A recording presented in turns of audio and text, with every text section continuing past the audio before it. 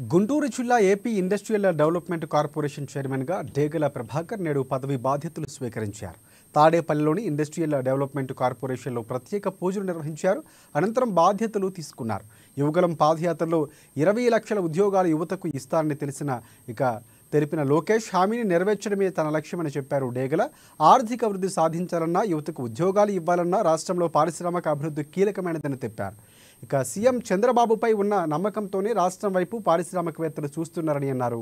రాష్ట్రంలో ఇండస్ట్రియల్ పార్కులు ఏర్పాటు చేసి పారిశ్రామికవేత్తలు ప్రోత్సహిస్తున్నామంటున్న ఇండస్ట్రియల్ డెవలప్మెంట్ కార్పొరేషన్ చైర్మన్ డేగల.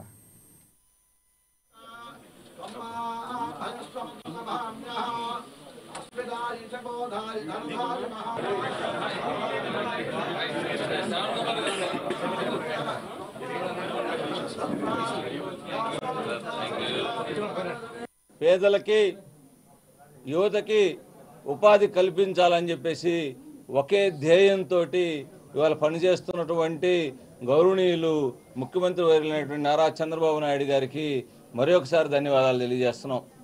ఈరోజు నా మీద నమ్మకంతో ఈ ఇండస్ట్రియల్ డెవలప్మెంట్ కార్పొరేషన్ చైర్మన్గా నన్ను నియమించడం చాలా ఆనందదాయకం. ఏదైతే నమ్మకం పెట్టుకున్నారో దాన్ని నేను నమ్మకాన్ని ఒమ్ము చేయకుండా దాన్ని పదంతలు చేసేసి దాన్ని నేను కష్టపడి మరి ఏదైతే నమ్మకంతో నాకు ఈ పదవి ఇచ్చారో దాన్ని పేరు ప్రఖ్యాతులు ఆ పదవి తీసుకొస్తామని చెప్పేసి తెలియజేసుకుంటూ